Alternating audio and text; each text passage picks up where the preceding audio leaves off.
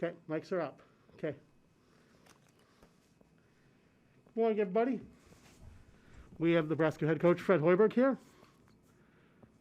I'll wait till everyone pops in. So, okay. I'll start with questions. I'll lead off today with Chris Basnet. Hey, Fred, have you or did you ever reach out to Coach Izzo or even to Jack just to kind of see how they handled their pause and what they kind of did to kind of come off that and get ready to play again?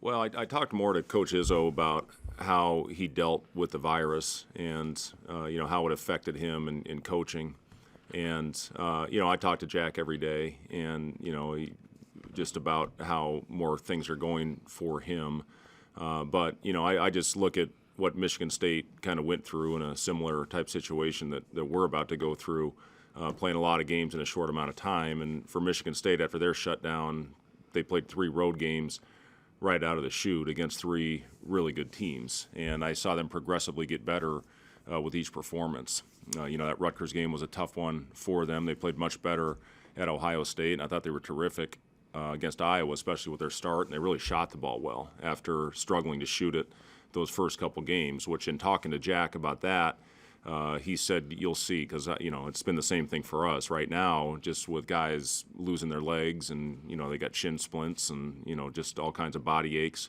going on, just getting back into a flow. So he said, you'll see, your shots will start falling as you continue to go along. But, with Michigan State, finally getting an opportunity to come home after 3 road games and, like I said, getting better with each performance, we know it's going to be, a heck of a battle for us to go in with our first game after a lot of time off. And I've seen it, with other teams that have gone through shutdowns. I'm not sure any have gone through as long of inactivity as we have. It's going to take a while to get it back. In those first couple games, there's struggles involved, and I get it, and I'm realistic about it. I do think we'll go out and compete.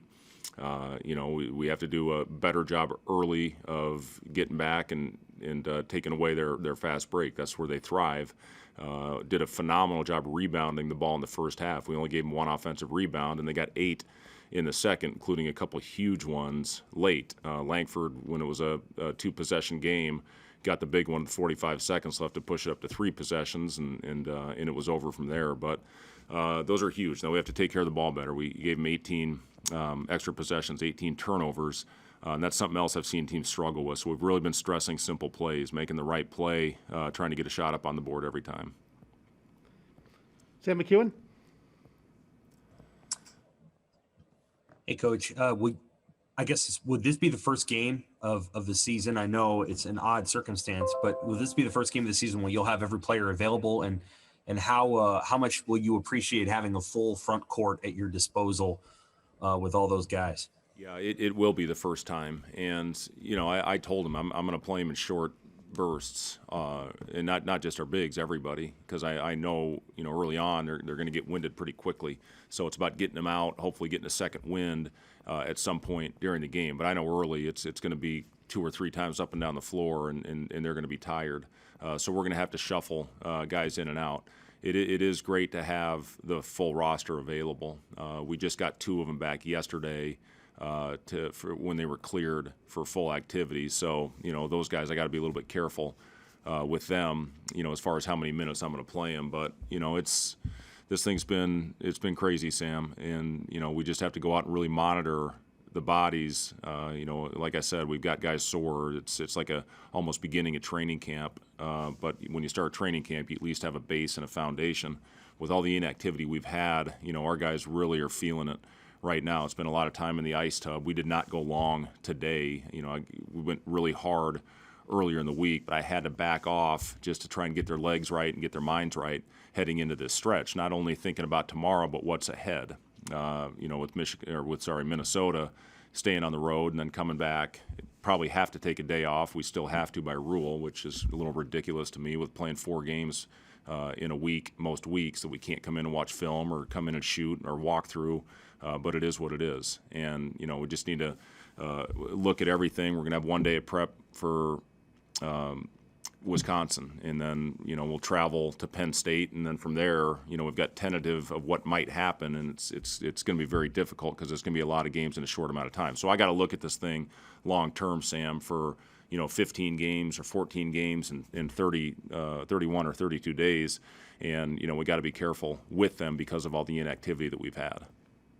Are you allowed to practice anywhere in Minnesota, like after the Michigan State game and then on Sunday? Are you allowed to, or are they going to let you practice somewhere if you want to? Yeah, we'll practice in the barn. So, and that's great. I think all the Big Ten teams will be very accommodating with everything going on right now, just with, the changes in schedules and, playing a lot of games in a short amount of time. So, I'm thankful Richard has given us the opportunity to practice that day before and, get ready for Monday night. Thank you. Robin Washut? I guess how's Delano coming off that ankle injury? I mean, you said you'll have everybody available. Is he good to go like normal? Yeah, everything okay there? My 2000. Nice. That's awesome. Well, sorry, what was the question? Oh, Delano. Delano's good to go. Yep, he's looking much better. He missed 2 days of practice, then we got him back for some non-contact stuff, and he's been full go here yesterday and again today. And then one more. A lot of people are asking about managing the workload. Does that involve maybe changing up your pace in which you want to play offensively? I know you mentioned maybe playing more zone on defense, but offensively, do you try to slow things down to try to just manage some of the miles these guys are going to run? We're still going to try to get the thing up with pace, and if we can have smart attack early in the possession, we'll take it. If not, then we need to get it out and execute. And again, I thought we did a much better job of that in our last game against Indiana, especially as the game went along in the second half. I thought we had really good execution, even on the stretch. I thought we had really good looks. Got fouled a couple times, just didn't convert, obviously. But we'll still look to attack. It's when we're at our best, and if we can. Especially off of misses. If we can get that thing off the rim, we will certainly look to attack as we always do. Michael Bruns?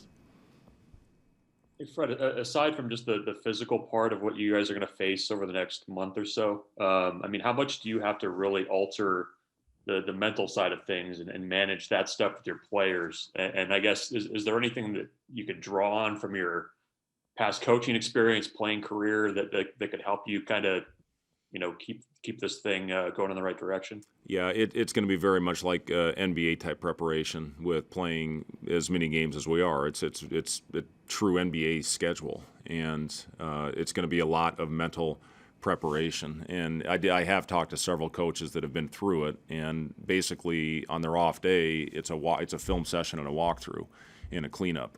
And that's what it's going to be after Michigan State, with as hard as we've gone, early portion of this week with legs being tired, I can only imagine after a full game what they're going to feel like. And, we just have to be careful moving forward with their workloads. And, we'll still get some good quality practice in, especially when we have 2 days leading into it. Or if we take a day off, then we'll practice, get them up and down. I always try to get our teams up and down on after a day off. You have to try to shake rust off and get the timing right. So, we'll still have some of those types of practices, but when it's a true just one game, 1 day prep like we're going to have, especially when you go road to road or if you go home to road, you got to be really cognizant of that and be careful of it. So, yeah, it'll be Minnesota's prep will be basically, walk through film session morning, film session night, get a chance to do it again the next day because of a night game where we'll go a little bit harder on the day of the game.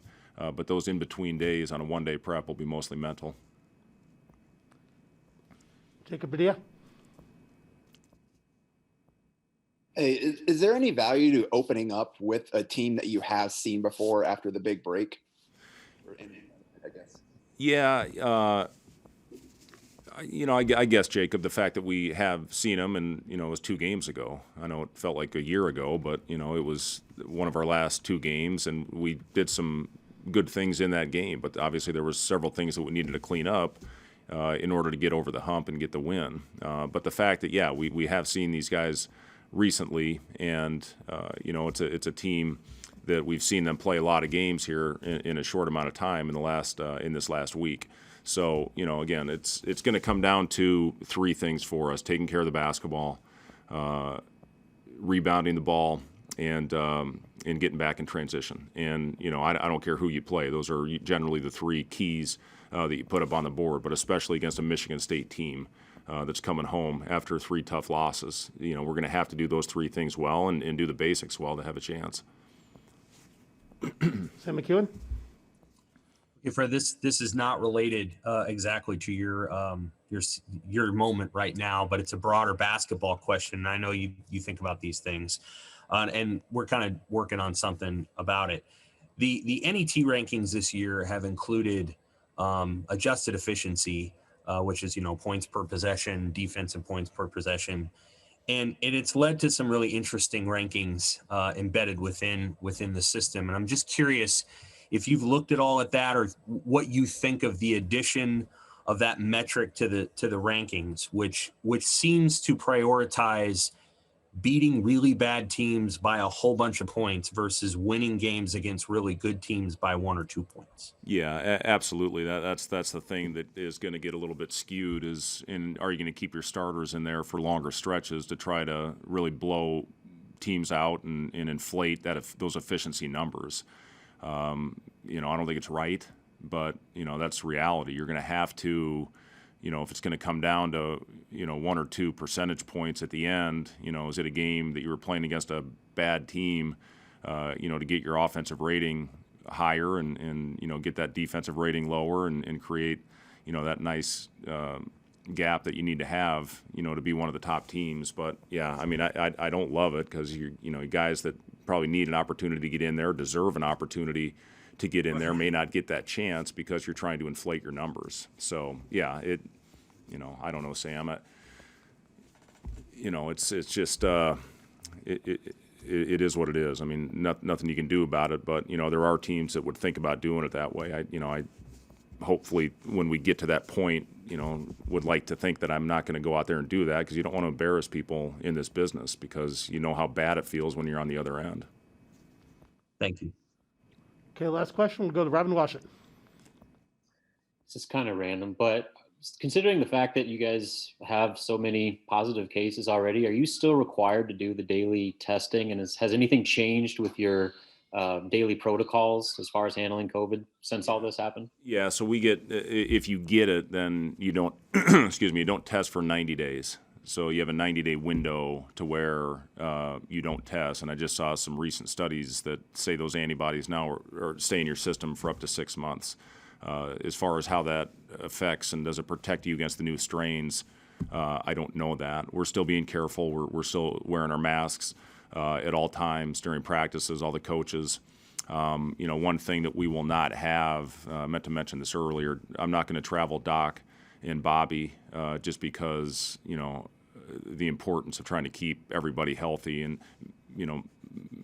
minimize the risk as much as possible.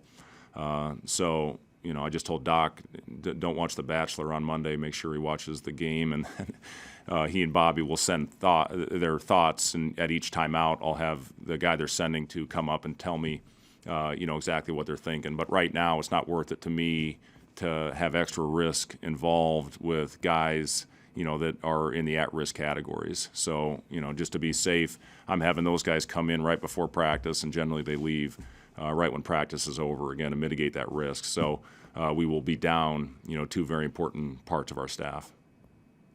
Do you have someone else on your bench that then gets to be elevated to assistant coach?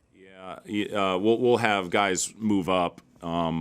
But as far as, they can certainly offer their thoughts. They can offer thoughts, when those guys aren't there. But as far as teaching on the floor, no, it'll basically be Coach Gates and myself that will do the walkthrough tomorrow, and then the practice and walkthrough in Minnesota. Thank you. I think that will conclude our session for today. Thank you, everybody. Thanks, guys.